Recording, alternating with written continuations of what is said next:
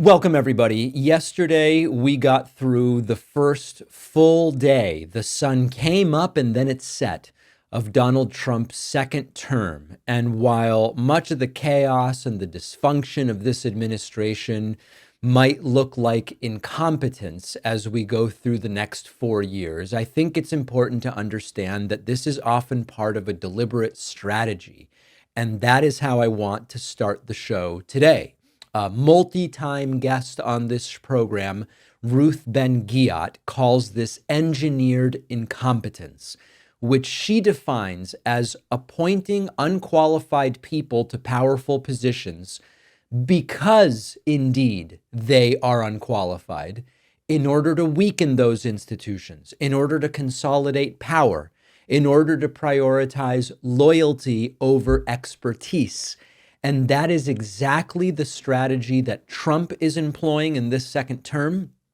And that is also a hallmark, we have to admit, of authoritarian regimes. And it was also evident during Donald Trump's first term. Let's talk about the first term first, and then we'll talk about this second term.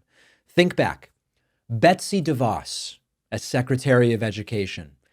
No business being in that role. And what did she do? She actively undermined public schools and protections for student borrowers. Her lack of experience wasn't a bug, it was a feature designed to weaken trust in public education by putting someone totally incompetent in charge of it, which will make it worse. We have other examples from Trump's first term. Scott Pruitt at the EPA completely dismantled environmental regulations rather than protecting the environment, which is one of the responsibilities of the person in that role. And that was completely in line with Donald Trump's agenda, which is let's prioritize industry profits over public health. The incompetence was engineered to be to Trump's advantage.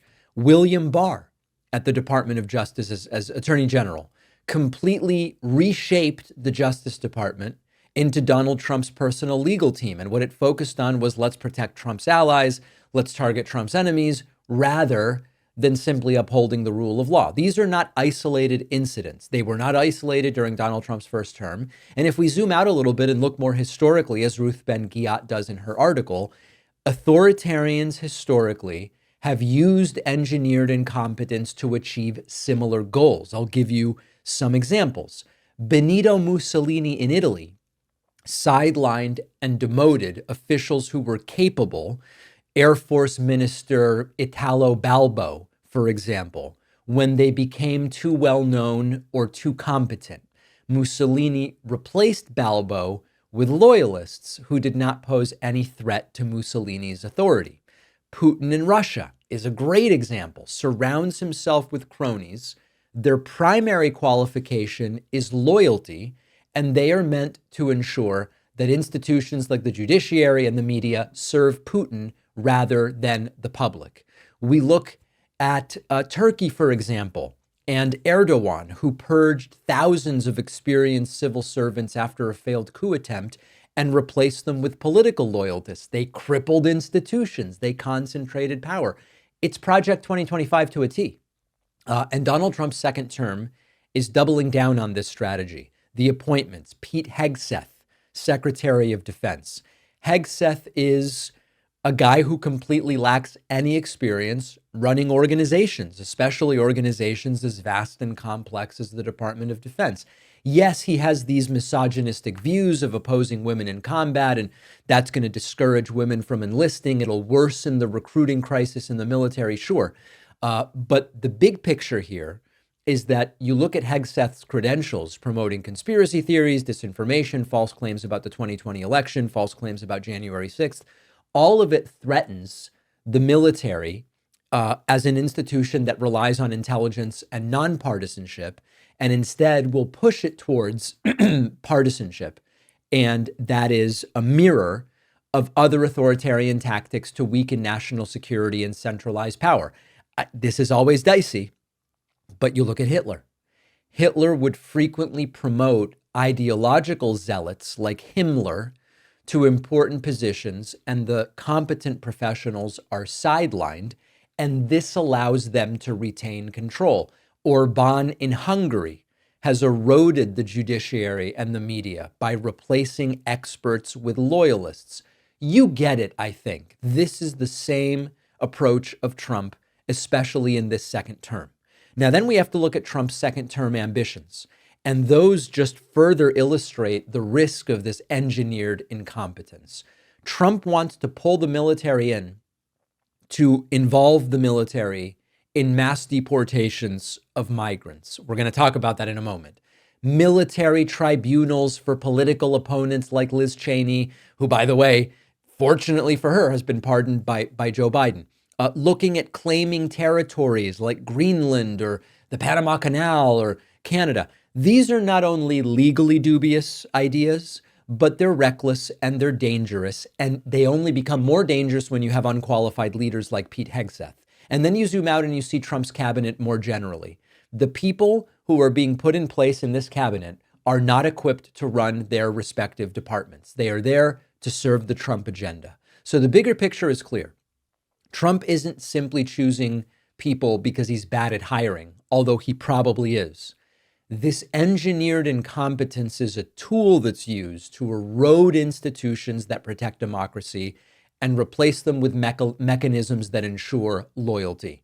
And so now in Trump's second term, we have to understand that the chaos and the dysfunction is part of the plan. We can't simply point to it and go, it's so chaotic, it's so dysfunctional. Yes, it is. But we're the only ones who care about that. It's part of the strategy for MAGA. Education, environmental protection, national defense. The point is weaken the institutions and centralize power around Trump. We're looking at it through the American lens because we're here in the United States. But this is a playbook used by autocrats around the world and over time. To protect democracy, we have to expose the strategy for what it is. It's not just Hegseth's bad because he's incompetent. It's the whole idea is to put people who are too incompetent, they know they're in over their heads. And so what do? They go, I'll do whatever Trump wants me to do. So we have to stay vigilant. We have to hold the strategy accountable for what it is. And then we have to do whatever we can to ensure that the damage caused isn't permanent, because we've seen where this road leads in other countries. Now let's talk about the immigration aspect. Ladies and gentlemen, the raids are starting now. Donald Trump's administration, led by border czar Tom Homan, is launching one of the most aggressive deportation programs in American history right now. The initial targets are reported to be Chicago, Los Angeles, and New York. They are calling them targeted enforcement operations. We are talking about ICE raids, immigration raids.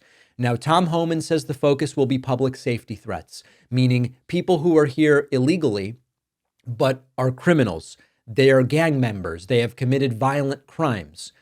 That's the way they're sort of sugarcoating it. But it has been made very clear that no undocumented person is off the table. Spouses are not off the table. Co-workers, roommates, children, everybody here is set to be targeted. And despite the rhetoric from Trump and Homan and others being, this is about public safety, the data consistently show that both documented and undocumented immigrants commit crimes at significantly lower rates than natural-born Americans. We would do better if the goal is to reduce crime by picking random American-born citizens and saying, you've got to get out. Statistically, I'm obviously not suggesting we do that.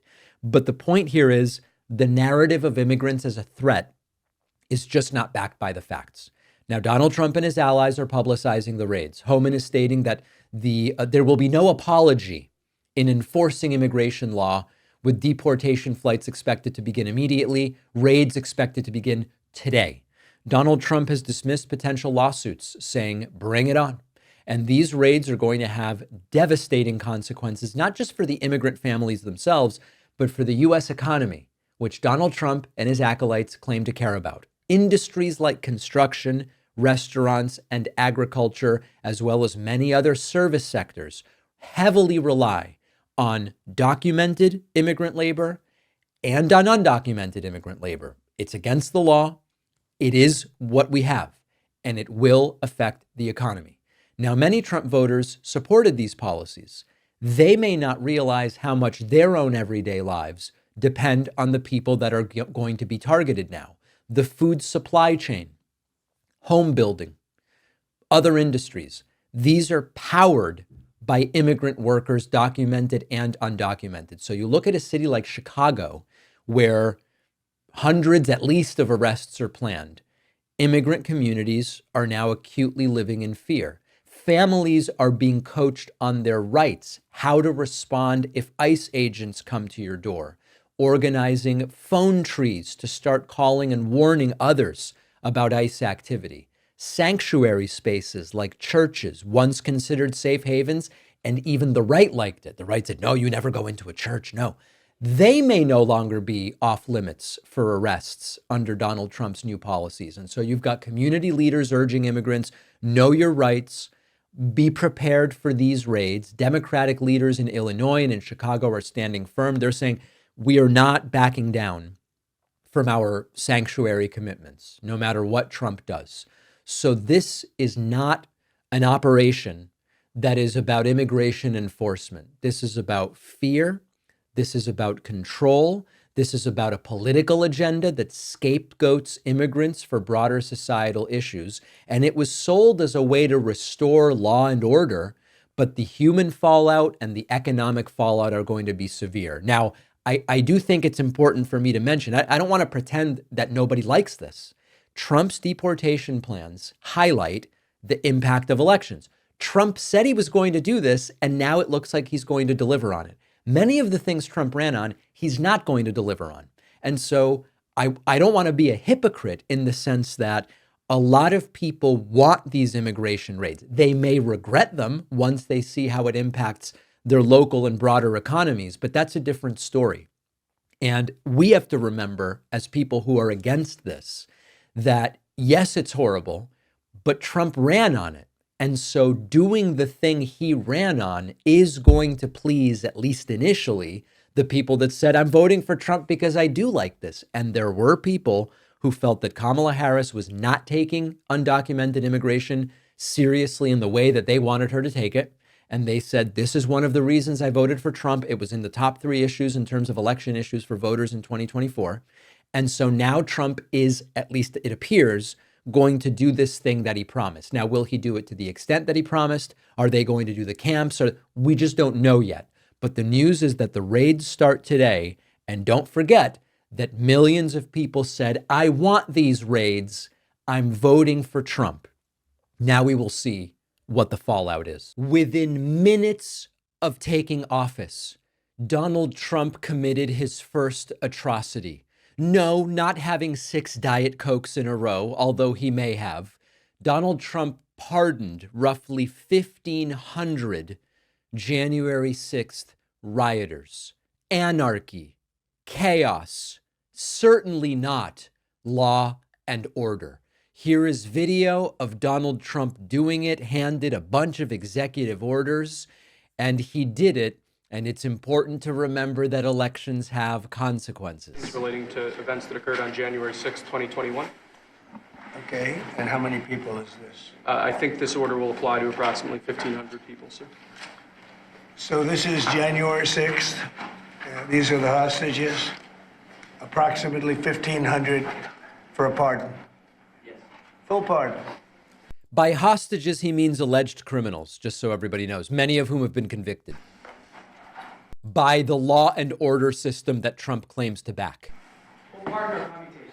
Full pardon. We have about 6 commutations in there where we're doing further research.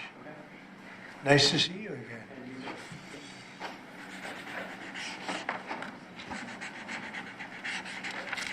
Boy, this is awkward. So this is a big one. Anything you want to explain about this? We hope they get them. We hope they come out tonight, frankly. There you go. If you believed for a second that Donald Trump backs the blue and supports our police, no. If you believed for a second that one of this man's guiding principles was law and order, or even law and auto, as he has previously said, very much not the case, with a blanket pardon of traitorous insurrectionists, many of them violent. And this is the start. Listen, guys, 3 years, 364 days to go. There was a reason yesterday's coupon code was "It will end soon." Because, listen, we're one day closer. I don't know what else to tell you. And somebody who really likes this news is the QAnon shaman. Remember, this convicted gentleman, Jake Angeli Chansley, the QAnon shaman, known, of course, for his interview on this show that went completely bonkers, and also being a January 6th rioter. He put out an excretion on X where he said, "I just got the news from my lawyer. I got a pardon, baby. Thank you, President Trump. Now I'm going to buy some motherfucking guns." Okay, that is who has now been pardoned and is ready, I guess, based on his understanding of the law. And you may be shocked to hear that the QAnon shaman is not a legal expert, but apparently has been advised by his lawyer that he can now own and buy guns. What a world we live in, and it is only the beginning. As part of this initial flurry of executive orders that now President Donald J. Trump signed, I know it's vomitous. I know you probably are tasting something a little foul that just came up in your throat as you heard me say it. Trump delivering absolute horror, as Bernie would say, within minutes of arriving into the Oval Office, not only reconfirming his incompetence, but also his desire to have as his sole and primary prism of how do I decide what to do? It's what's good for me.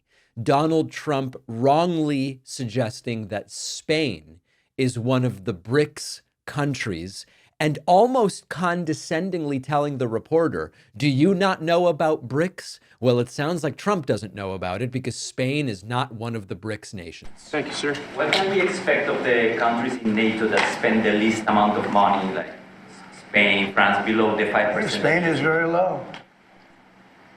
And yet, are they a BRICS nation? They are not. What? They're a BRICS nation, Spain. You know what a BRICS nation is? This would be when a reporter should say, "Sir, Spain is not a BRICS nation. That's Brazil, Russia, India, China, South Africa. BRICS." You'll figure it out.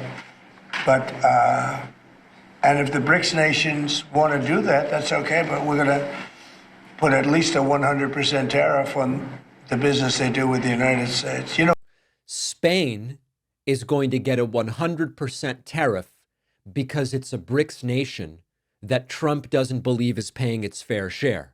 The only little wrench in that is that Spain, of course, is not a BRICS nation. Now, Trump was then asked, would you consider sending troops into Mexico? And Trump goes, it could happen. It could happen. The truly anti-war Trump, whose DNI will be the truly anti-war Tulsi Gabbard, goes, yeah, troops in Mexico could happen. President Trump, if cartels are now going to be seen as foreign terror organizations, would you think about ordering U.S. Special Forces into Mexico to take them out? could happen. Stranger things have happened. Anti-war Trump says that troops may go into Mexico, and then really sort of the bottom of the barrel moment that should be a wake-up call to everybody who hasn't yet been awoken by Trump's self-centered lens through which he sees everything. Trump asked a good question. Why'd you change your mind about TikTok? Right? I mean, he was calling for its ban years ago, and now he says, I saved it. And Trump says, well, I got a chance to use the thing, and it was great. The U.S. essentially would be paid for doing that half of the value of TikTok. Would there be a private sector owner as Could well? be, in the yeah, US? could be a lot. Tell you what, every rich person has called me about TikTok. You wanted to block TikTok. Why did you change your mind? Because I got to use it. And remember, TikTok is largely about kids, young kids. If China's going to get information about young kids, I don't know.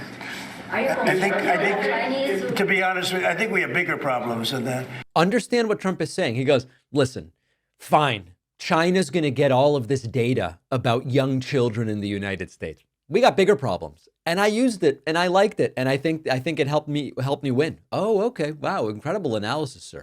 But you know, when you take a look at telephones that are made in China and all the other things that are made in China, military equipment made in China, TikTok, I think TikTok is not their biggest problem. But there's big value in TikTok if it gets approved. If it doesn't get approved, there's no value. So right. So now Trump is like, I kind of hold the keys to how much TikTok is worth. If I allow TikTok in the United States, it's worth a lot. If I don't allow it, the United States operation of TikTok is worth very little. Trump loves holding the power of how much money other people get to have. Trump then presented with another one of these executive orders. He's like, what's this one? It is a withdrawal from the World Health Organization. Anybody surprised to see that, given that Robert F. Kennedy Jr. is going to be heading up HHS? I said, I can live with most of them. They took a very safe route. They don't have any bad ones up there. Withdrawing from What is this one? Withdrawing from the World Health Organization, sir. Ooh, that's a big one. That's a good one. Trump likes that one. In minutes, folks, this guy humiliating the United States. And then finally, arguably a major economic policy announcement. Trump says February 1st will be the day where the big tariffs start on Mexico and Canada. Are you thinking on tariffs on Mexico, given these actions you're signing on the border? Well, we're thinking in terms of 25% on Mexico and Canada because they're allowing vast numbers of people. Canada's a very bad abuser also. Vast numbers of people to come in and fentanyl to come in. When do you think you would enact those? I think February 1st. Are you planning on giving notice of that? I think we'll do it February 1st. 25% on both, sir. Sir, On each. 25% on each. We get avocados, tomatoes, bell peppers, beautiful squash, cukes, strawberries, blueberries, mangoes, limes, corn, shrimp, tilapia, and so much more from Mexico. It's going to be more expensive. You're not going to see those 25-cent whatevers thanks to Trump's tariffs. From Canada, we get wheat, barley, canola, beef, pork, cheese, butter, lobster, salmon, snow crab. If you're expecting your snow crab to go down in price, folks, it's not going to happen. It's not going to happen. No, this is going to be very bad. It's going to be very, very expensive for a lot of people. And with just a few cartoonishly big signatures with a Sharpie, hours after being sworn in, Trump is wreaking havoc. Let's see whether his supporters like it a few months from now when they're paying who knows what for avocado and if they eat vegetables, I don't know, canned fish, smoked salmon. It's going to be ugly. And then Trump is going to have to figure out who to blame it on. Probably Biden, right? Don't forget that the best way to support the David Pakman Show is by becoming a member, which gives you access to the daily bonus show, the regular show with no commercials.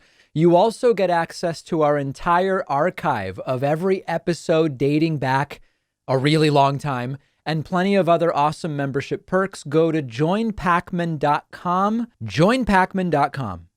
It's important to remember that with administrations like the current one, not doing things, canceling programs, eliminating government activity is seen as a feature rather than a bug.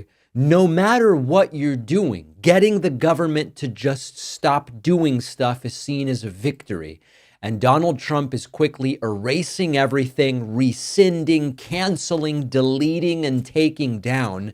I'm going to give you just a little bit of a tour through this stuff in the nascent hours of Trump's second term. First and foremost, a government website offering reproductive health information has gone offline. This is a website, reproductiverights.org. It was offline as of a moment ago when I checked it, and numerous articles are reporting, kiboshed by the Trump administration. The Spanish version of the White House website is gone.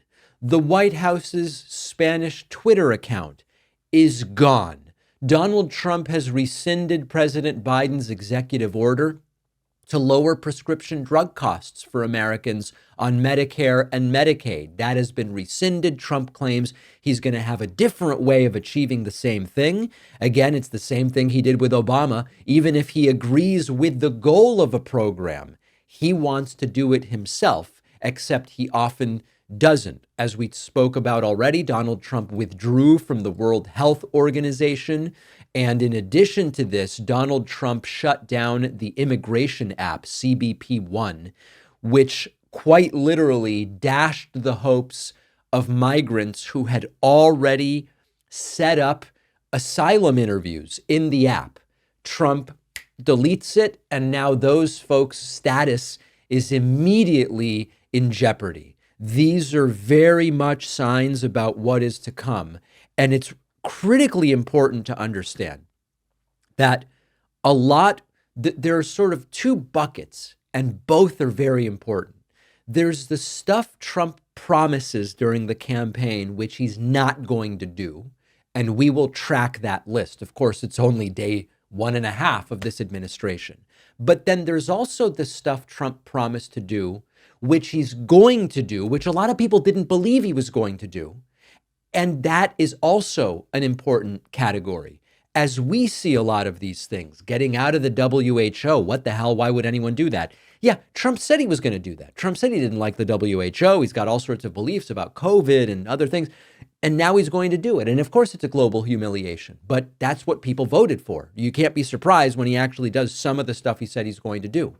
The tariffs that he now says February 1st are going to go into effect. We'll see if they do, they may not. But people now saying, wait a second, if he tariffs Mexico, if he tariffs Canada, our groceries are going to go up. He ran on bringing grocery prices down. What's going to happen? Well, he's already hedged on that. He's already over the last month been saying, you know, bringing prices down is actually a pretty tough thing to do.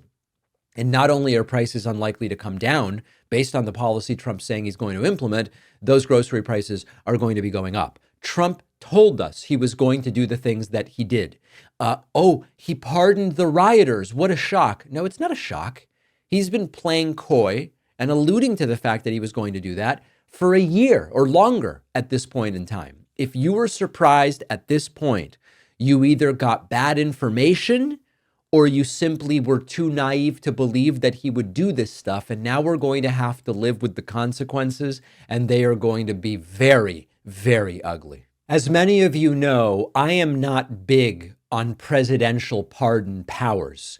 And at the same time, if you needed any more proof that Joe Biden was right to issue these preemptive pardons to his family, to Liz Cheney, to Anthony Fauci, to everybody, if you needed any more proof of it, it's what Donald Trump said within an hour, within 90 minutes of being sworn in as president, going after Nancy Pelosi and saying Nancy Pelosi is guilty of criminal offenses, a claim that he makes completely without evidence in his sort of confused and swollen orange way. But when you see Trump say, now that he's going to be controlling the FBI with his FBI director, Justice Department, et cetera, now that he's made clear for years, we will be targeting my political enemies for revenge, he brings up that Nancy Pelosi committed crimes. This reinforces that even if you don't like presidential pardon power, which I don't, is there any more correct time to use one by Joe Biden than when Trump is saying stuff like this? Some soldiers, she knows it. She admitted it on tape that her daughter made. She's a videographer or whatever you call her, which I'm glad she is. Oh, she can't be in good stead with Nancy. But Nancy said it was my responsibility as she's leaving the Capitol. She said it was, and it was. She's in charge of security at the Capitol. But I offered them up to 10,000 soldiers, even more. One time I said more, as many as you need. But you needed 400 or 500. If 4 or 5, you 10,000, that would be more than the number of people there by lot. But we offered her 10,000. Think of it, 10,000 soldiers. In other words, J6 wouldn't be J6. There would have been no J6. All right, you get it. Trump coming up, concocting the story that thanks to Nancy Pelosi, who of course was not in charge of Capitol security, the January 6th riots were not prevented, but they could have been. But he's also pardoned the rioters. So he's sort of saying like, it's Nancy Pelosi's fault, criminally so, that the riots took place.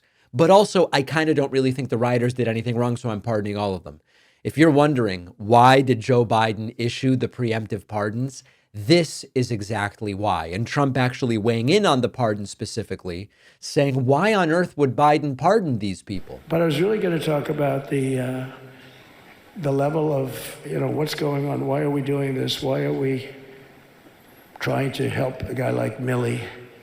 Why are we doing Milley? He was pardoned. What he said, terrible what he said. We're doing Milley. Why are we helping some of the people? Why are we helping Liz Cheney? I mean, Liz Cheney is a disaster. She's a crying lunatic and crying Adam Kinzinger. And of course, the reason is that Joe Biden seems to have accurately assessed that Trump is likely to go after those people. Why did Biden come to that conclusion? Because it's what Trump has been saying for years.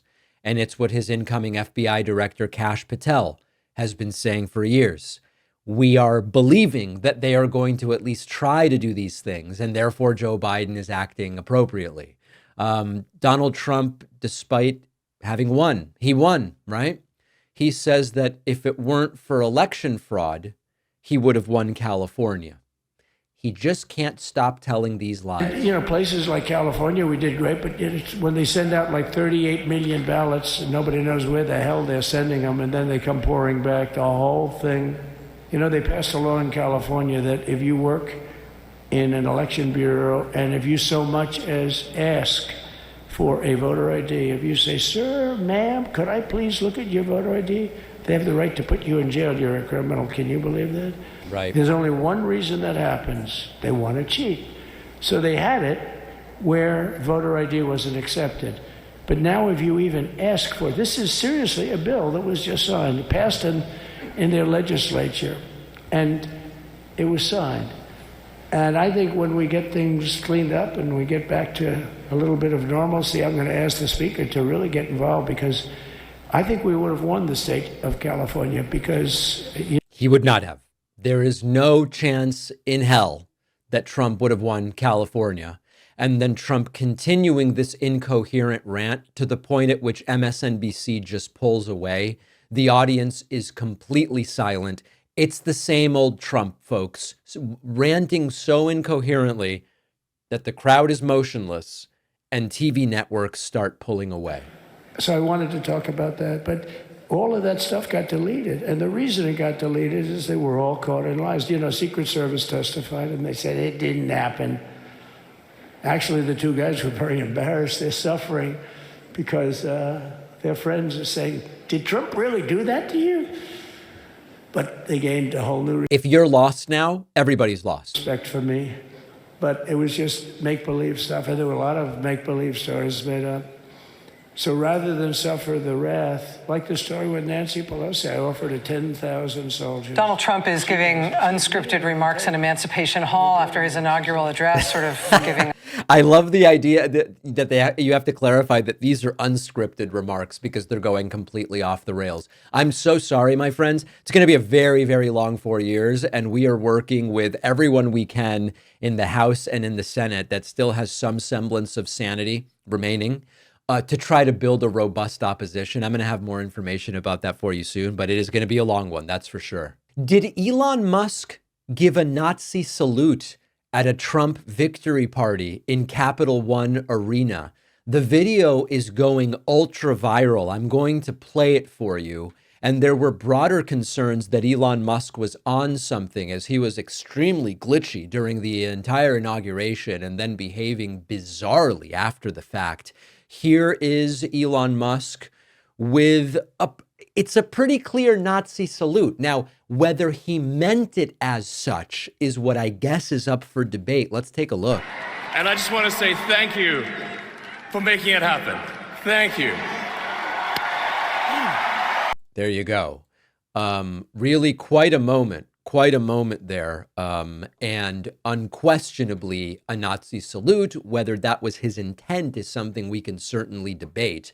Again, many questions as to whether he was on something. And of course, this is not apropos of nothing. This is because of even Musk's own admissions that he does use ketamine in various scenarios. We have no evidence that he was on it yesterday, but here is some of his continued bizarre behavior. Speaking here, there he is.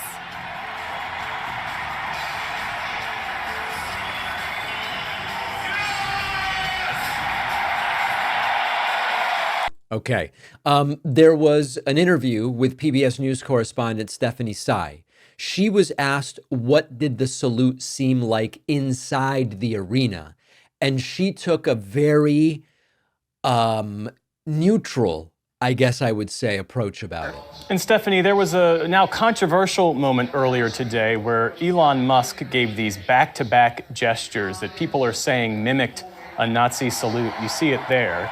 Elon Musk has not directly addressed this, but he has appeared to edit out that gesture from the video that he posted on X, the platform he, of course, I wonder why. owns. Help us understand what transpired. Yeah, and it's interesting that Elon Musk does not appear to be on the podium with the president now, even though he was with him throughout the day. I don't know if that was scheduled or not. We did see Mr. Musk during that speech, and we saw the gesture. I don't know whether the audience here interpreted it the way it was subsequently. Right.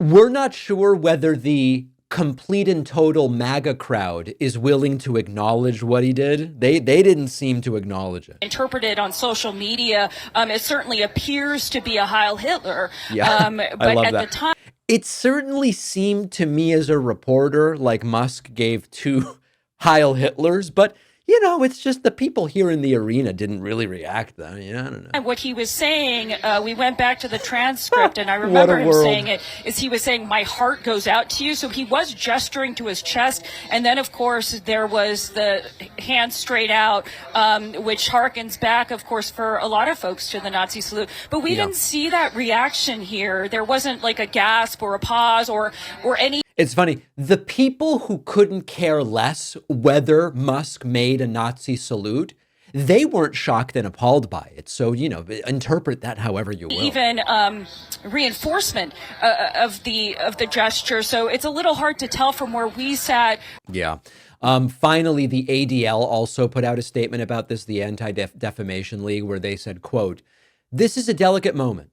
It's a new day, and yet so many are on edge. Our politics are inflamed, and social media only adds to the anxiety. It seems that Elon Musk made an awkward gesture in a moment of enthusiasm, not a Nazi salute. But again, we appreciate people are on edge. In this moment, all sides should give one another a bit of grace. Oh, dear God. Perhaps even the benefit of the doubt and take a breath. This is a new beginning. Let's hope for healing and work toward unity in the months and years ahead."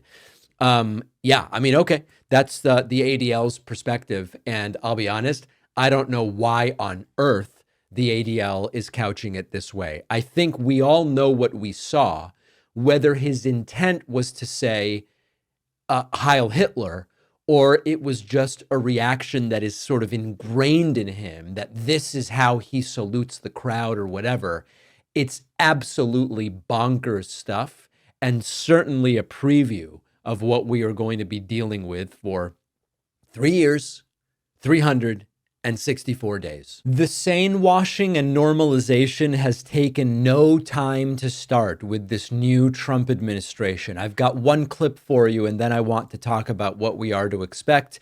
Here is Jake Tapper on CNN referring to the Trump-Vance campaign of 2024 as very disciplined and within the realm of normalcy. I'm struggling to remember that part. Take a listen.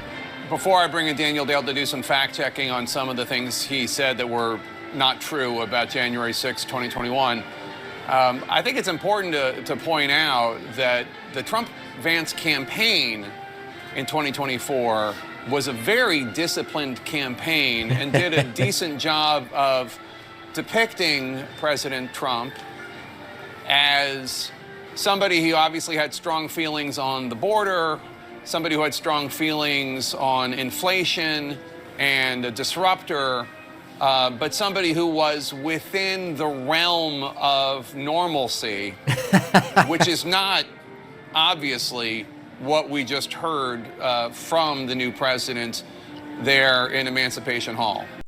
There are about 100 things wrong with this, and it all goes to really this desire to like keep access. So first of all, Jake Tapper is correct that the speech that Trump delivered in this room after being sworn in was completely off the wall nonsense. He's right about that.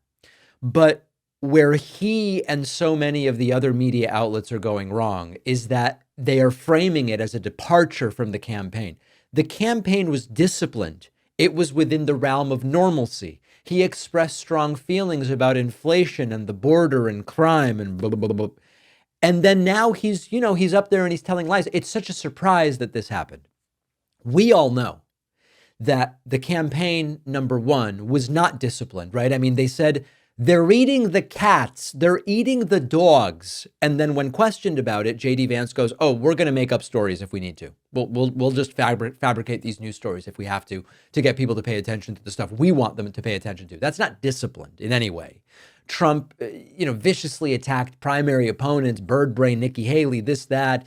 He sort of played to the most extreme elements of the MAGA base. It was not a disciplined campaign. It was not within the realm of normalcy. So then there's really two issues. One is, if you had covered the campaign accurately, Jake, or CNN, as not disciplined, not normal, you would then realize, oh, the speech that he gave yesterday and the stuff he said in the Oval Office and in Statuary Hall and in the inauguration speech, it's exactly what we would have expected from the campaign that he ran.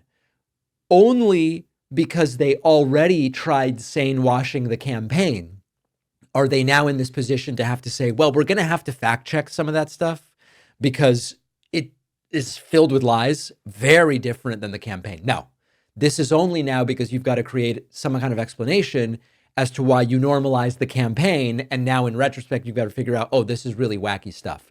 Here's the bigger picture. This is going to happen extensively during the next 2 and 4 years. I'm already seeing, I'm not going to name anybody right now, but I'm already seeing more folks than you would normally see do this, realizing if I am simply in the opposition to Trump, I will have no access, starting to play coy and saying stuff like what Jake Tapper is saying. And it's all out of a desire to appear balanced when Trump is totally whacked out. Why would you be neutral in reporting that? You should report it objectively and accurately, which is this guy's whacked. You're gonna see it a lot. Now, of course, we're not doing that. As I told you, I hope Trump succeeds as president for the betterment of this country. And I say that about every single president. I said it about Trump the first time around. We are not going to be softening on Trump and excusing the wacky things that he does, dangerous things that he does, negative things that he does, in order to try to get access. We're not going to get access. That's it. It's just like we're on the out. I don't expect to be invited back to the White House for a long time. If for any reason I was invited, I would go and then my reporting wouldn't change. But there are, I think, other media outlets who don't want to be on the outs for 4 years.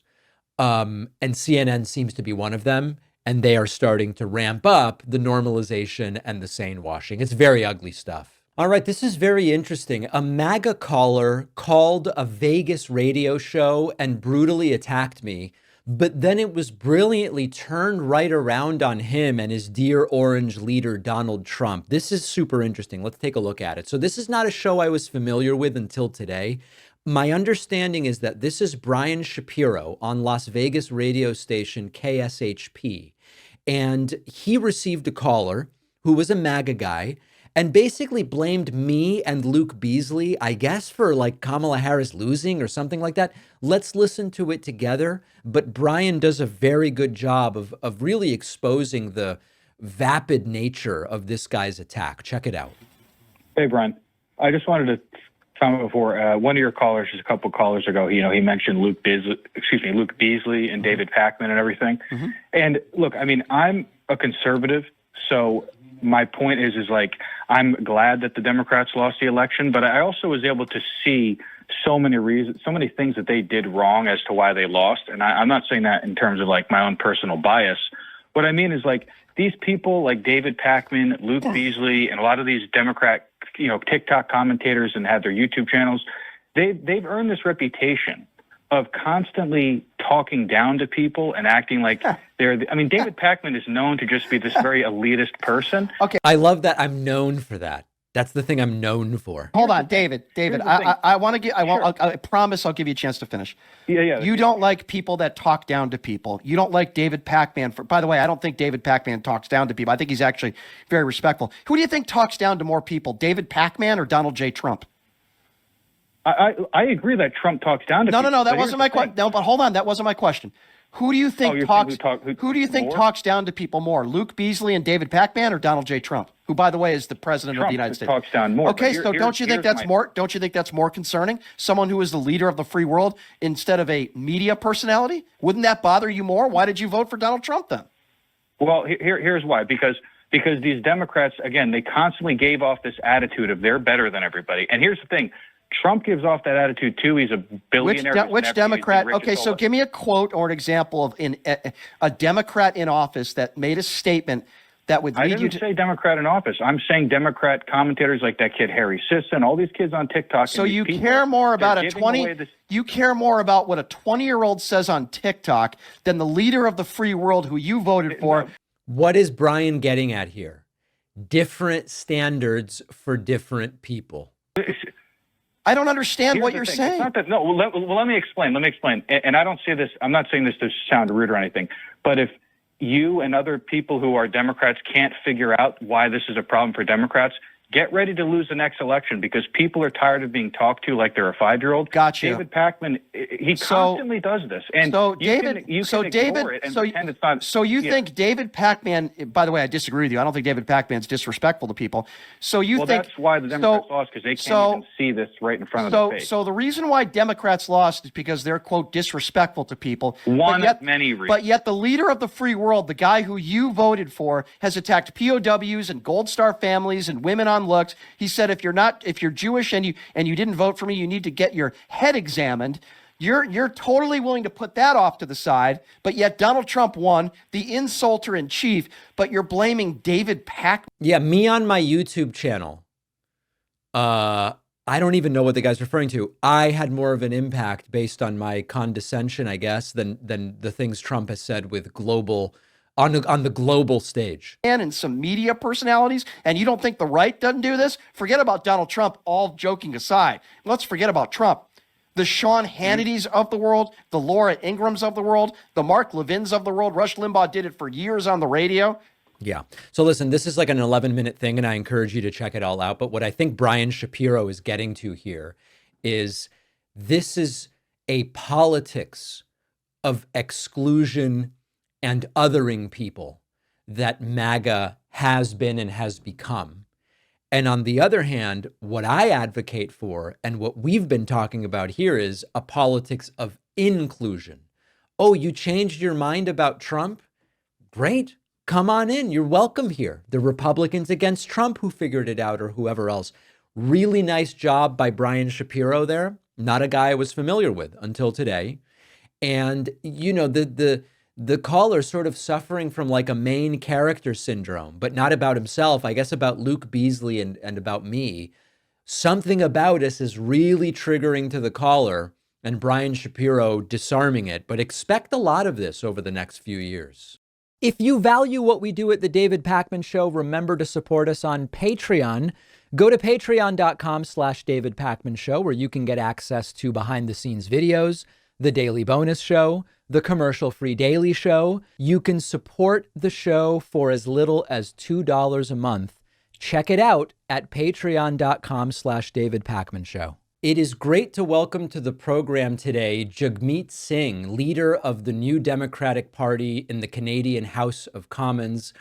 It's so great to have you on. You know, that just yesterday I was watching now President Donald Trump say that February 1st is the day where this 25% tariff is going to be placed on imports to the United States from both Canada and Mexico. Of course, acknowledging that the Liberal Party, the Conservative Party may have different views on this. You, as someone in the New Democratic Party, What is your view on the protectionist idea of a 25% tariff starting in just a couple of weeks, really?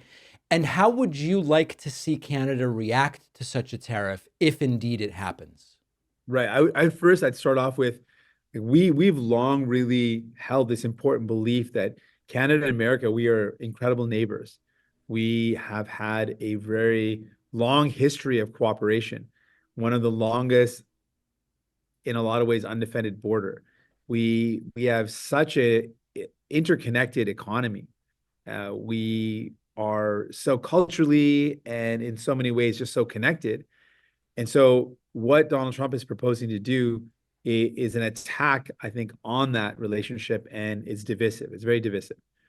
It also inherently is harmful to his decision is harmful to Canadians and Americans. There's so many workers in America that have jobs that depend on goods moving back and forth over the border. Things get refined on one side, values added, then it comes over to the other side and it goes back and forth a couple of times before the product is completed. So inherently, it is already going to be harmful for both Americans and Canadians. It is a bad decision. And so the response that I want is a response to show strength to Donald Trump. Donald Trump has often shown the characteristics of a bully, and bullies only understand strength. So we have to stand up to him and let him know that we're not going to back down. But we also have to appeal to our allies and to our friends in the States and say, this is a bad decision for both sides of the border and for workers on both sides of the border. Does that mean yes on a retaliatory tariff? Yeah, I've said that we've got to do retaliatory tariffs. It's not something we want. Like, we don't want a trade war. It is the last thing that we need right now. In America, I know it's very similar to what's going on in Canada. The cost of living is a big pressure point. People are feeling really squeezed. It's hard to be able to make ends meet, buying groceries, paying the bills, housing. Everything is so expensive. A trade war is just going to make things more expensive. So that's bad news. It's a bad thing. But the harm is so serious that the only thing we can do is retaliate so that we can shorten how long this goes for. If we sit back and just do nothing, it's going to be a massive loss of jobs. It's going to hurt, like I said, workers on both sides of the border. So we have to respond to make sure it's felt that we are ready to fight back. We're not going to just accept this, and with the ultimate goal of stopping these tariffs before they happen. Yeah, I mean, it's based on it's uncontroversial economic analysis when you look at the list of goods that the U.S. imports from Canada, that if you put a 25% tariff on them, things are going to be more expensive, not only at the grocery store, but elsewhere. It's not really a complicated economic analysis. If we zoom out a little bit and you think of the recent exchanges, including at a meeting that took place between Prime Minister Justin Trudeau and then President-elect Trump in Florida, and sort of jockeying about economic pressure on Canada, if not military, which Donald Trump, I think in his kind of strange way of speaking, he did say economic but not military pressure, and this 51st state sort of stuff. You, as someone who is in the New Democratic Party, not of Justin Trudeau's party, what was your interpretation of that jockeying that took place? Well, I thought it was very serious. I thought that type of threat is not something that you do. It's not how countries talk to each other. It sounded like the behavior of an internet troll rather than a president-elect. And I thought it was unbecoming of a president. I thought it was inappropriate. Like I said, we've got a long history of cooperation, of being good neighbors, of looking out for one another. And this is an insult to that. And ultimately, I said, that's not what we want. We are proud of who we are. We are proud to be Canadians, and we do not want to give that up. We want to defend what we have. We've got a healthcare system that means that anyone can go into the best hospital in the country. You can go to Sick Kids Canada in Toronto. Sick Kids is one of the best hospitals in the world. And no matter who your parents are, they could be working class, they could be parents that have lots of wealth. They're both going to get the best quality, world-class care. Those kids are going to be looked after. You're not going to go into bankruptcy because you've been diagnosed with an illness. You're going to get the care you need. We're proud of that. That's something that we hold to high esteem. And so we are proud of who we are, and we do not want to give that up in any way. I'd love to dig in a little bit to the topic of healthcare, because this is one of the areas where my views have sort of evolved over time. I used to be sort of uniquely like a Medicare for all type person, where the ideal would be we take the Medicare system we have in the US for 65 plus and we slowly expand it. You go 60 plus, 55 plus, et cetera. You sort of phase in participants as you phase in funding. Studying healthcare systems around the world more, I think maybe I've developed a little bit more of a view that I'm agnostic as to the way in which we approach it. And there are many systems that work well. In some countries, you see combinations of public-private systems. Singapore has a system that in its own way has worked well, not for everybody always, but for certainly more people than in the United States, I would say. The Canadian system has been interesting to me for a long time, and I want to get your reaction to a couple of the things I believe I've learned about the system. And if I'm just wrong in my understanding, I'm sure you'll tell me. One of the things is that while the Canadian system seems very well equipped when it comes to emergency care, for things that are important but not emergencies, I know of folks who live in Canada who opt to come to the United States because of lower wait times. I'd love to hear you tell me about whether that's true and whether you think it's a deficit in any way. The other thing is, as we were talking about before, my sister currently lives in Canada, and one of the things she struggled with was just getting a sort of normal, what we call a primary care visit in the United States. I don't know the equivalent name in Canada. She found it very difficult because she was not on the roster of any primary care doctor, and no doctor she could find had an open roster. And so she was relegated to the urgent care or emergency room system. I'd love to hear you talk a little bit about that. And my understanding is no system is perfect, but many are better than what we have in the United States. Yeah, so fundamentally, the principle in Canada is you can go into a doctor's office, you can go into the hospital, and you walk out with no bill. And that's the kind of hallmark of the. I had a really bad knee injury and an ACL complete tear, and I got my full ACL repair, and I'm back at doing martial arts. I'm snowboarding, and my knee is in great shape. Like world-class care was given. Now, it did take some time though, so the wait times are longer. That is a concern, and that is something that we've got to fix. A big part of what's going on in Canada is that we have a lot of conservative premiers, which is like a governor, and they have been actively eroding the healthcare system purposefully. And what is happening is they are underfunding the program, and then they say, oh, look, it's not working. Well, it's obviously not working if you underfund it. The other thing that a lot of conservative premiers are doing is that they're introducing private care. So there's not enough healthcare workers to provide the timely care that people need. So if you need something, like you mentioned, if you need, one of the common examples is like a knee replacement for seniors or a hip replacement, which is a lot of pain that seniors are in, but it's not life-threatening. It is quality of life impacting, but not life-threatening. And so those wait times are quite long. They'll be multi-months. And so people are waiting for months and months. And so what they've introduced is you could pay some money and get quicker care. Now, what happens is then to provide that quote unquote quicker care, you've got to pull the nurses, pull the doctors out of the public system into this private system to provide that quote unquote quicker care. But then you've just starved the public system, and then that wait time gets even longer. And then say, you're slowing it down for someone who can't pay effectively. Exactly. And so it is obviously then going to get worse if you make it worse. And so this is the kind of the logical fallacy. Conservatives are like, oh, look, we got a problem, we got to fix it. Well, you broke it. So it's not like you're an innocent bystander to watching something happen. You break something, and I guess coincidentally, it's broken. Like it's kind of going to follow. And so that's what's happening more and more. So there are some complicated things about healthcare, but there is one simple thing. It's underfunded and understaffed. And if we properly staffed up the healthcare system, it would be better. The point that your sister made is very fair.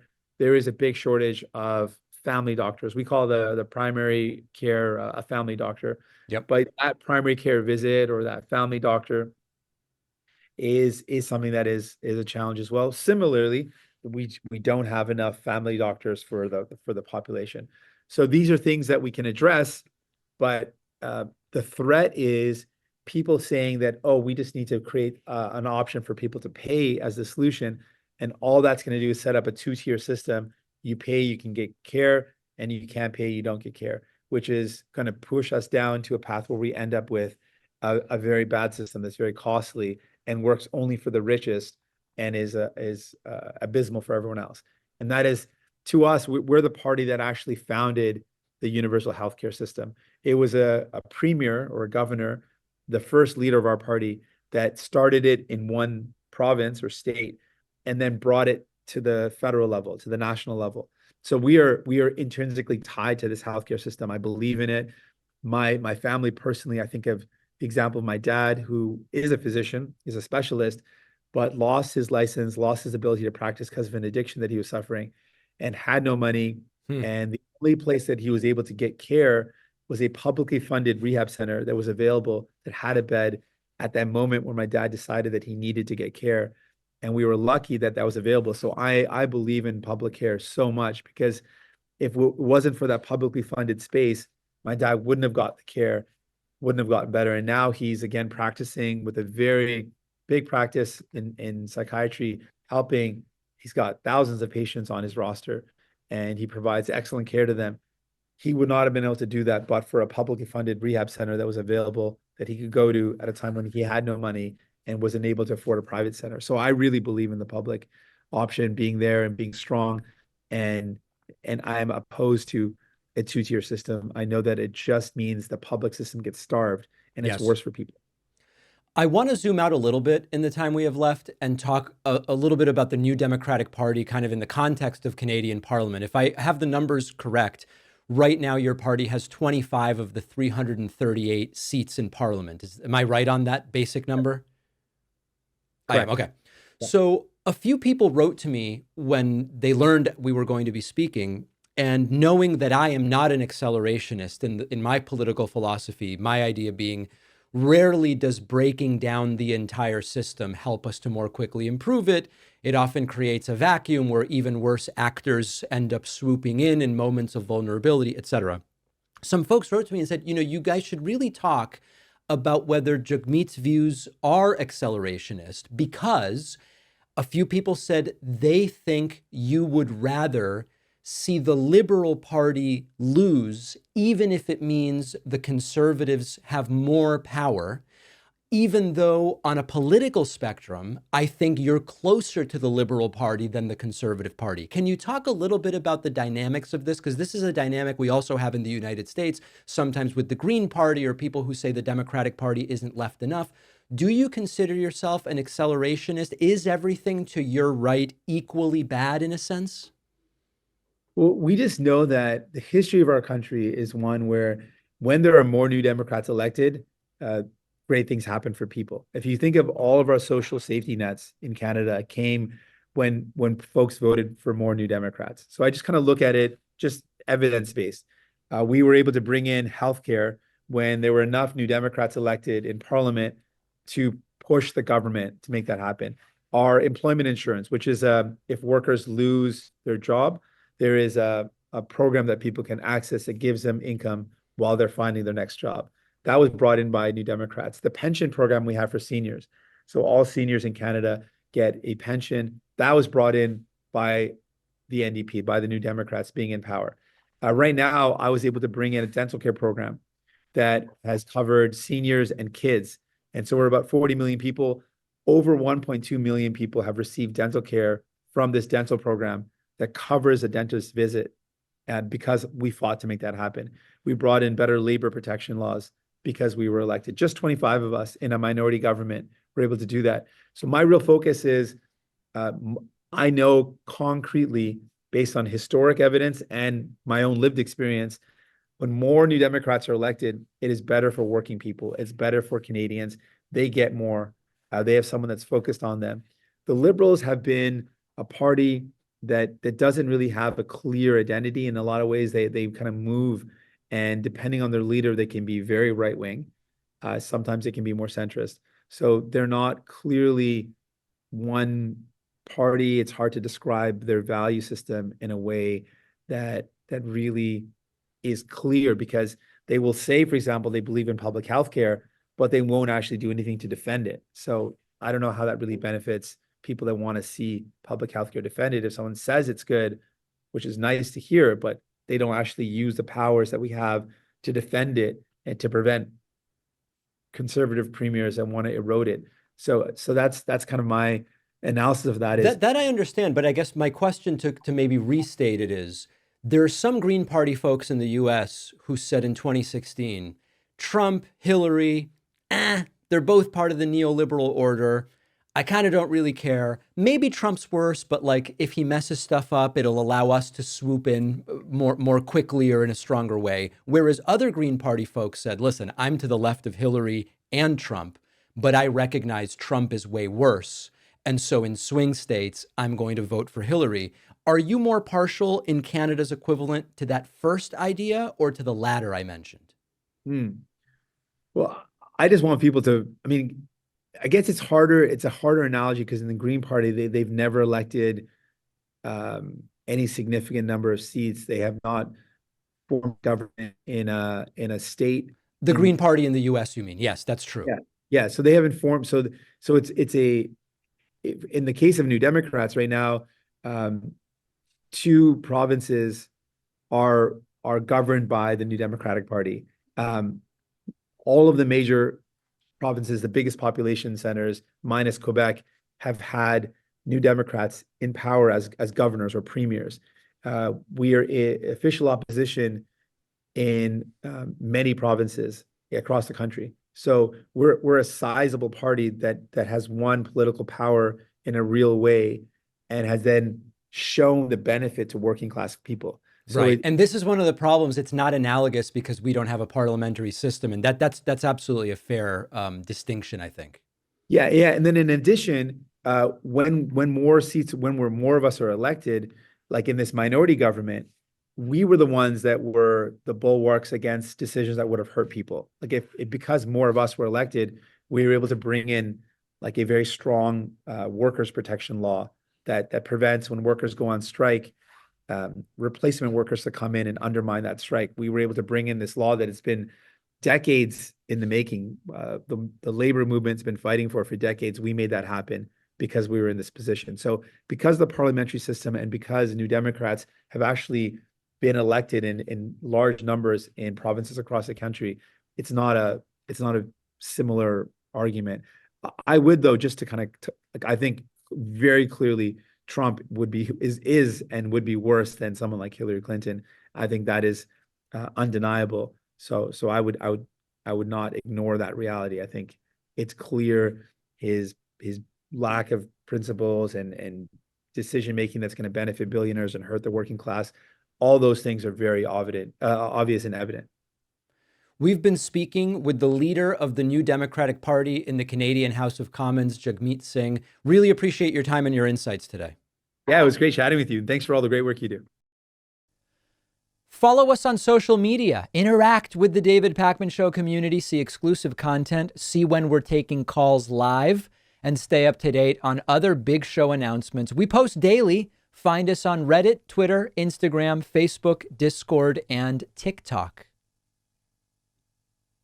Hey, this is very interesting. I started getting emails this morning saying, David, the Drudge Report is prominently promoting your editorial about the oligarchy that Trump is ushering in. And I know that the Drudge Report has changed over time. I don't even know if Matt Drudge is still involved in it. I know there's been there's been changes there. I have no idea where Drudge currently sits on the political spectrum, but I went to Drudge and I look, and indeed, third article down in the top left placement is a quote from me, from my editorial over the weekend. And it says, quote, government of the wealthy, by the wealthy, and for the wealthy.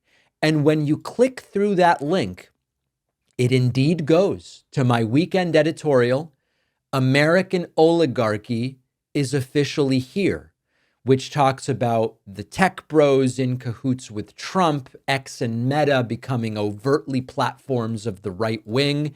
So listen, I don't know what's going on over at Drudge Report. Historically, it is not an outlet that has been friendly to anything that I have to say. But I very much appreciate the insane amount of traffic that they've directed to us and to our Substack and the Substack Premium newsletter. It's actually nuts how much attention they've given us. I don't know if it's on purpose. I don't know if it's an accident or what. But the broader interesting thing about this is that we are very quickly seeing that Trump's populist rhetoric, no matter what people who have fallen for it say, Trump's populist rhetoric is empty and vapid. And one of the really interesting things is I consider myself a social democrat. That's my guiding light in terms of my ideology. And social democracy is a set of policy ideas. As I've said before, populism is a rhetoric. It's a rhetoric about the middle class is getting screwed, but that's not a policy idea. You can be a right-wing populist and say the middle class is getting screwed, so let's do tax cuts for the rich, which will then trickle down, which of course they won't.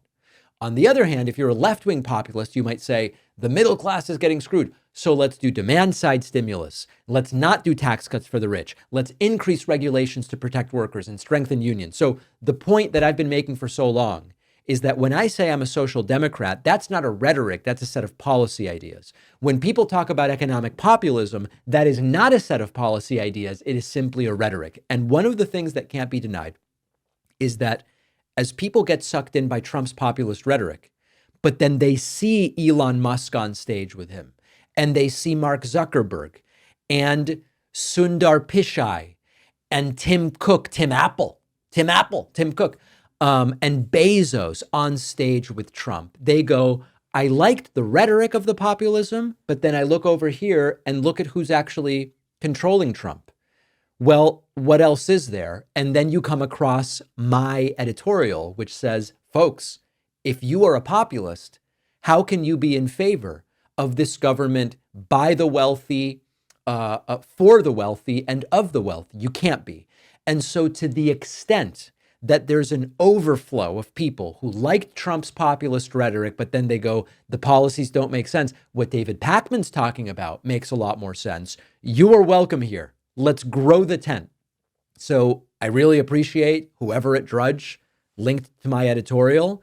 And we are actually here offering policy ideas that would genuinely be good for the average person, not, hey, whatever the wealthiest tech bros want, that's what we do.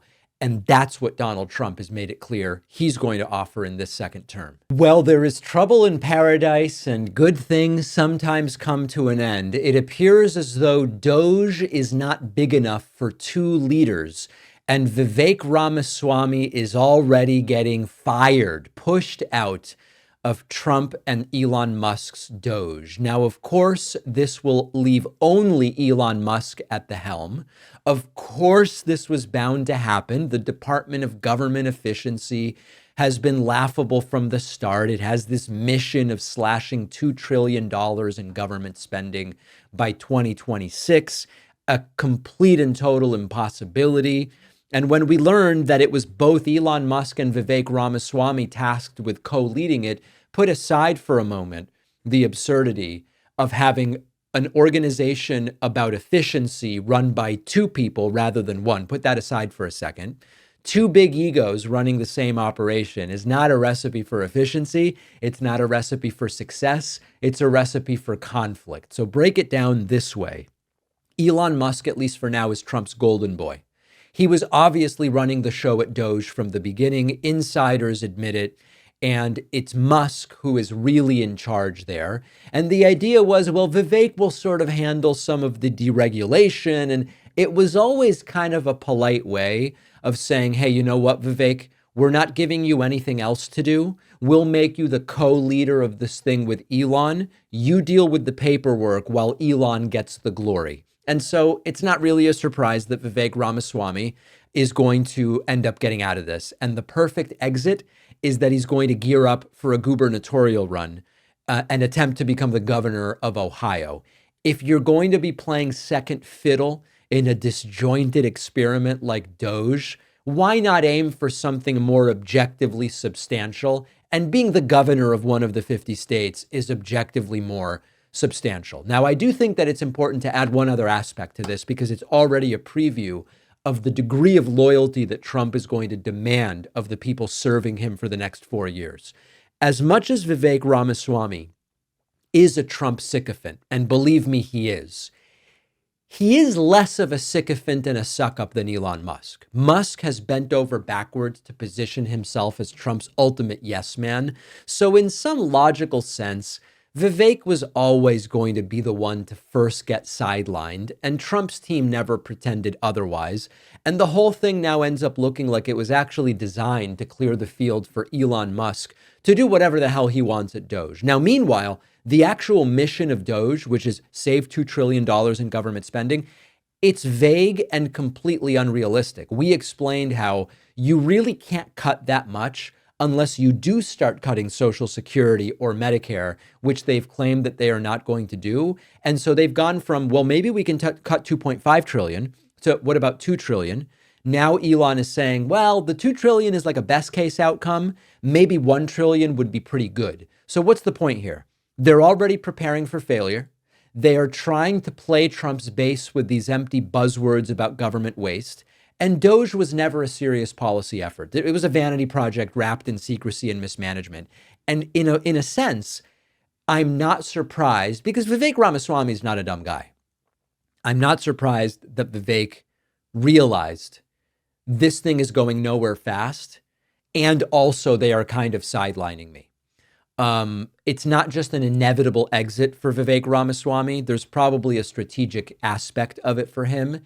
And this gubernatorial thing means also that he is not going to be replacing J.D. Vance in that Senate seat that opened up. So it's probably the best case scenario for Vivek Ramaswamy. Now, as far as solving the problem of DOGE, which is that it seeks to do something it can't possibly do, it's not going to fix that. DOGE was flawed from day one. The leadership structure was set up for chaos.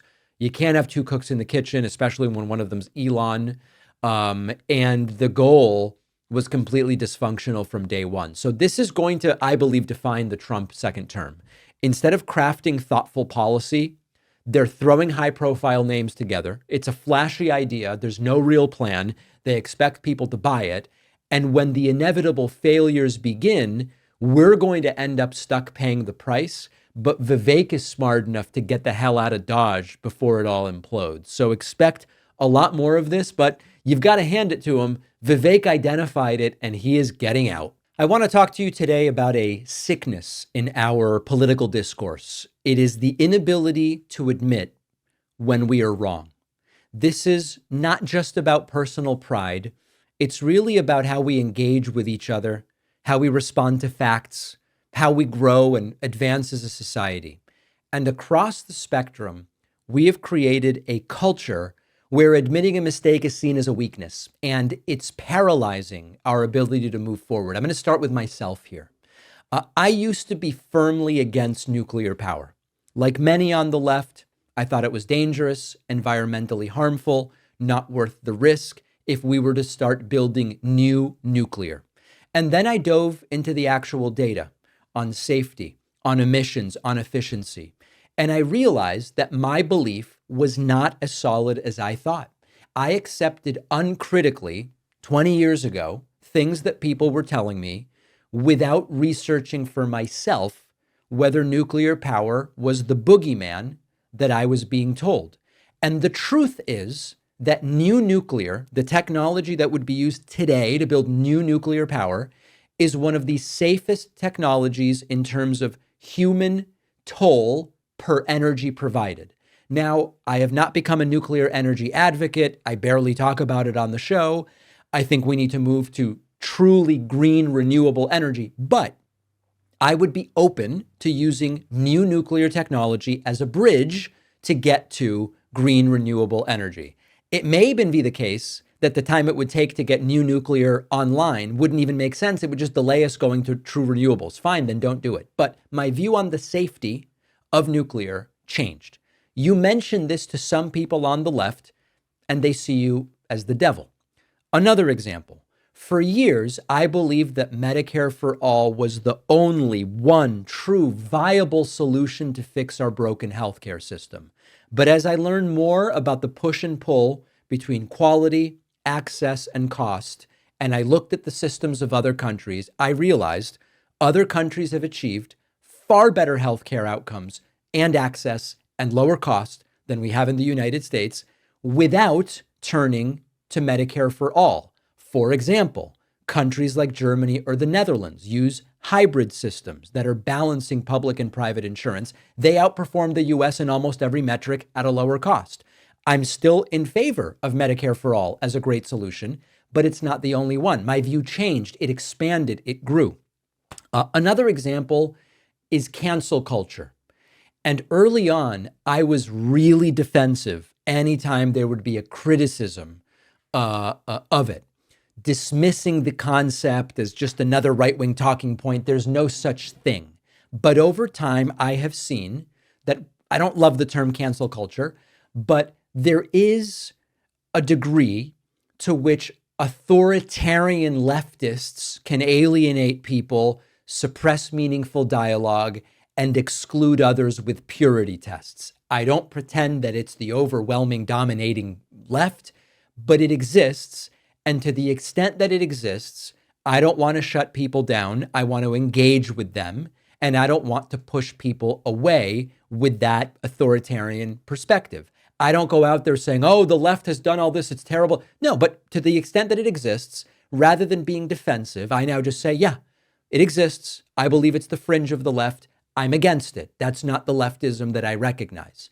These realizations were maybe not super easy to come by initially, because in general, there is a belief that admitting you're wrong is a failing of some kind.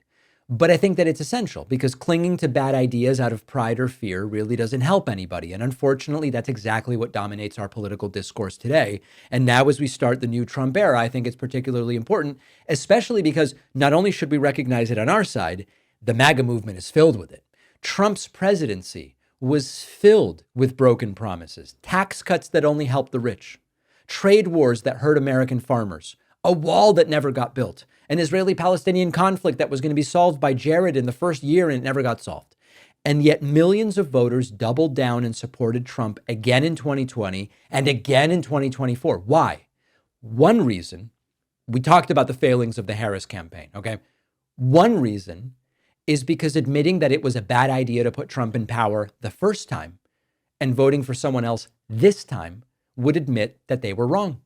And for many people, Trump became a part of their identity. Rejecting Trump felt like rejecting themselves. And this refusal to grapple with mistakes creates a feedback loop where if you criticize Trump, you are dismissed as fake news, no matter how overwhelming the evidence. So the left is not immune. MAGA is certainly not immune. I'll talk more broadly about some slogans that others on the left bought into. Defund the police, okay? The intention behind it, reform law enforcement to better serve communities. Awesome. I've got a 12-point plan for doing exactly that. The messaging wasn't good. It wasn't even that the left acknowledged or necessarily bought into defund the police. It was just a slice. But that messaging alienated moderates. It scared independents. It handed Republicans a talking point that they could weaponize. After it became clear that defund the police was a damaging slogan, the people who liked that slogan often refused to acknowledge that it was a mistake. Instead, they doubled down. They said, no, people just don't understand it or whatever. That's not useful defensiveness. Reform the police, which is what I've been advocating for from the beginning. Sometimes it might mean reducing funding. Sometimes it might mean we actually need more funding for better training and alternative responses to just a typical armed response. That made a lot more sense. And so the point I'm getting to here in general is that the inability to admit fault hurts everybody. On the right, it means, they end up denying basic facts about COVID and tax policy and climate change. On the left, it means we should acknowledge when a well-intentioned idea isn't working. And the result is a political discourse that ends up frozen in place. Neither side is willing to grow or adjust. It's not both sides stuff. It's very different on left and right, but it does exist on left and right. How do we fix it? We need to normalize changing your mind. It should not be seen as a sign of weakness, but it should rather be seen as evidence of intellectual growth when you change your mind. We need to celebrate people who admit they were wrong. When it's a politician or a pundit or a voter, we should say, that's awesome. You got more information and you revised your view. And we just need a culture that better values humility over pride. Now, I do think it's important to mention, I am not talking about praising people who do these political 180s. I've had an awakening, Dave Rubin or whoever else, for clicks and grift, okay? That is not what I am saying we should praise here. If we want better politics, we should reward people for doing the hard thing, which is saying, hey, I made a mistake. I'm going to try to do better. Imagine if more MAGA voters could say, hey, you know what? Trump wasn't the right choice, but now I see that. Republicans against Trump, we interviewed a few of them, small group, right? They saw it. And that is more of what we need. If we can't admit we are wrong, we end up stuck and trapped in this loop of mistakes that only deepens the divide.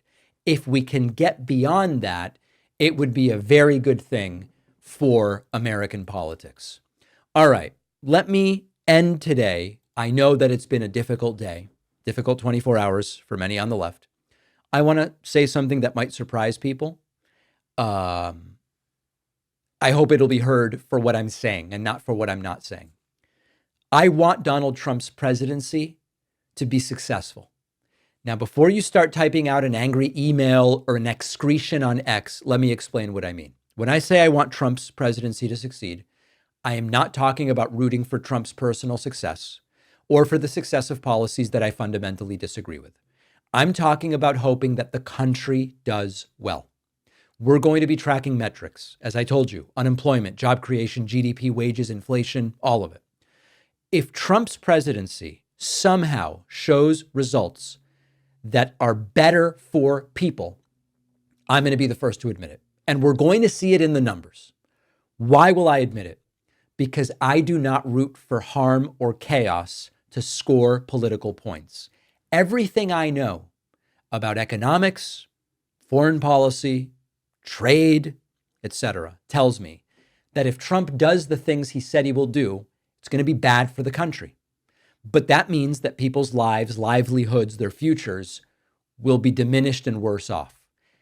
If Trump ends up figuring out a way to actually improve the lives of Americans, and we can see it in the data, that's too important for me to sacrifice for the sake of partisan loyalty. I know from the emails I get that some people in my audience want Trump to fail and hope that he does so spectacularly, maybe to vindicate their political views. But who pays the price when a president fails? It's not just Trump or his administration, it's the American people. It's the families that are struggling to make ends meet, young people trying to afford college, seniors counting on Social Security and Medicare. The idea that making things worse might lead to a better outcome down the road, that's a form of accelerationism. Historically, it hasn't worked. I have a whole chapter in my forthcoming book about it. The Echo Machine is the name of the book. We've seen it before. The argument goes, if things get bad enough, people will wake up and they will demand broader systemic change. What actually happens? Things get bad, people suffer, their ability to even be activists is diminished because their circumstances are so precarious. Sometimes it even leads to worse outcomes. The Great Depression didn't bring about widespread equality. It led to authoritarian regimes in Europe. The Iraq War didn't end neoconservatism. It created fertile ground for endless wars and completely destabilized the Middle East. So I don't want Trump to fail just to prove that the left was right. That doesn't help anybody. Now, at the same time, let me be clear. Hoping for success doesn't mean Trump gets a free pass. It doesn't mean that we ignore the realities of his policies or pretend that his administration isn't riddled with corruption and incompetence, because it already is just hours into it. So my commitment, and I believe that this should be the commitment of anybody who values honest discourse, is evaluate his presidency fairly. If Trump pursues policies that genuinely help people, if he improves infrastructure, lowers prescription drug prices, expands access to healthcare, I'm going to tell you. And if those policies fail, or if his administration continues to undermine democracy and harm vulnerable communities, I'm going to tell you. It's not about being nice. It's about, just credibility. If we only criticize and never acknowledge a success, we lose credibility with people who might not already agree with us. And credibility is everything if we want a better future. The stakes are very high. There are real serious risks here from Trump's second term, risks to democracy, from Trump's authoritarian tendencies, his disregard for the rule of law. But I don't want to forget why we fight these battles in the first place. And it's not about beating Trump. We didn't beat him. The election was about beating Trump. The goal is to create a country that works for everyone. If Trump's policies accidentally move us in that direction, I'll tell you, hey, you know what? Wages are outpacing inflation. Stock market's up. Job creation is up, even if I can't stand the guy. But the challenge is that based on Trump's track record, we have damn good reason to be skeptical. The first term was tax cuts for the rich, attacks on the environment, efforts to dismantle healthcare access. The economy was fine until COVID, mostly riding on the momentum of the post-recession recovery under Obama. But then Trump's administration came in, undermined trust in government, fostered division at every turn, and hoping for success doesn't mean that we ignore the reality. It means we stay vigilant and we hope things improve for the average person. If better outcomes do not materialize, I am going to be sure to tell you that. So as Donald Trump's second term begins, I'm committing, as I always do, to evaluating what Trump does and being honest with you in a way that recognizes Trump might, it's been hours, right? We can't say it. Trump might, on purpose or accidentally, do something good. I'm very skeptical, but I'm still rooting for success. Not for Trump personally, but for the country, for the people who will bear the brunt of his decisions. But I'm also committed to fairness, to calling out the failures while recognizing the successes, however few they may be. We have a fantastic bonus show for you today. Please make sure you've signed up at joinpacman.com. If you missed the MLK Day Inauguration Day membership discount special and you want it, just email info@davidpacman.com and say, David, I missed it. I missed the special, but I want the discount code. info@davidpacman.com. And we are just now days away from the end of the free perks with my book. My book is available for pre-order everywhere. Barnes & Noble, Amazon, local bookstores, Kindle, Apple, everywhere. Up until January 25th, you get a bunch of free stuff. If you go to davidpacman.com/free book stuff, you must do it by 11:59 p.m. Eastern time on January 25th. After that time, it's over. There's nothing I will be able to do to get you the free stuff. So get those pre-orders in, get the submissions in for the free stuff. I will see you on the bonus show.